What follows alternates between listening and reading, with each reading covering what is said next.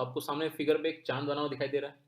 तो बेसिकली ये चांद क्या है, यहाँ पर ये जो पहला सरफेस है, अगर हम इस फिगर के लेफ्ट से जाएं तो जो पहला सरफेस है वो बेसिकली कैसा है, वो कॉन्वेक्स है। और जो दूसरा सरफेस है वो कैसा है, वो कॉनकेव है। तो जब एक तरफ कॉन्वेक्स और एक तरफ कॉनकेव सरफेस होगा तो जो नेट लेंस बनेगा उसकी शक्ल कुछ ऐसी ही होगी। अब आपको इस फिगर के लिए कह रहा है कि यहाँ पर जो लेंस है उसका फोकल लेंथ कैलकुलेट करना है, और साफ कह रहा है कि ये थिन लेंस ही है। तो अब यहाँ पर आपको दो वैल्यूज दिए हुए हैं, एक दिया हुआ है 10 सेंटीमीटर और एक दिया हुआ है 20 सेंटीमीटर। तो बेसिकली ये दो वैल्यूज क्या है, एक C1 है और एक C2 है। तो आप थोड़ा कॉमन सेंस लगा के सोचो कि जो पहला सरफेस है, मान लेते हैं ये सरफेस ए, और ये जो दूसरा सरफेस है उसको मान लेते हैं सरफेस बी, या सरफेस 1 या 2, कुछ भी कह सकते हो। तो जो पहला सरफेस है उस सरफेस के लिए फोकल लेंथ कह रहा हूँ, सॉरी, रेडियस ऑफ कर्वेचर क्या होगा। और जो दूसरा सरफेस है, सेकंड सरफेस, सरफेस बी, उस सरफेस के लिए रेडियस ऑफ कर्वेचर क्या होगा। तो अगर आप को इन दोनों को कंपेयर करना है तो आप बस देखो कि इनमें से कौन बड़ा है और कौन छोटा है, किसके लिए रेडियस ऑफ कर्वेचर बड़ा होगा, किसके लिए छोटा होगा।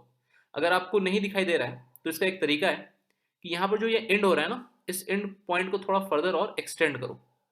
तो देखो मैं सरफेस बी को एक्सटेंड करा रहा हूँ थोड़ा, ये ऐसा बनेगा, और सरफेस ए को अगर एक्सटेंड कराऊँ तो वो ऐसा बनेगा।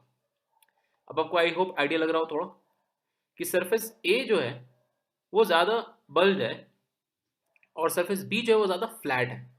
तो जो सरफेस जितना ज़्यादा फ्लैट होता है उसका रेडियस ऑफ कर्वेचर उतना ही ज़्यादा होता है। ये ए ज़्यादा कर्व्ड है, इसका बेसिकली रेडियस ऑफ कर्वेचर क्या होगा, यहाँ पर जो इन दोनों में से जो छोटा डिस्टेंस है वो इसका रेडियस ऑफ कर्वेचर होगा।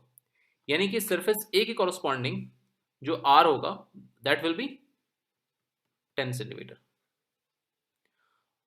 तो ऑब्वियस बात है सरफेस बी कॉरस्पॉन्डिंग क्या होगा, जो दूसरा बचता है, सरफेस बी क्या है इन दोनों में से, ज्यादा फ्लैटर सरफेस है, तो सरफेस बी कॉरस्पॉन्डिंग जो आर होगा दैट विल बी 20 सेंटीमीटर।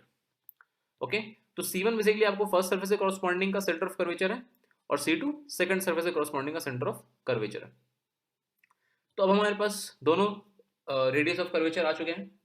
अगर ये मटेरियल के बारे में कुछ नहीं कहा जा रहा है तो मटेरियल बेसिकली ग्लास होगा, और ग्लास के लिए रिफ्रैक्टिव इंडेक्स जो होता है वो 1.5 होता है।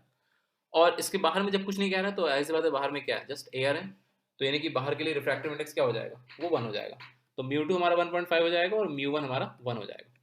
तो फॉर्मूले में हम क्या पुट करेंगे, 1/f is equal to mu by mu minus 1 and 1/r1, या जैसे इसको हम आर ए कह सकता हूँ मैं, माइनस 1/rb।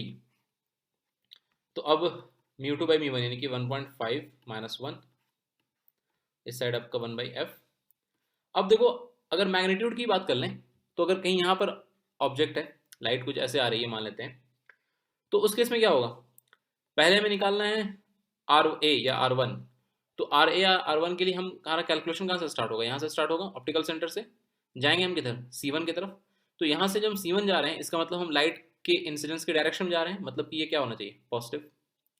फिर जब हम सेकंड रेडियस ऑफ कर्वेचर की बात करें तो उसका कैलकुलेशन भी कहाँ से स्टार्ट होगा, ऑप्टिकल सेंटर से जाएंगे हम किधर, C2 की तरफ।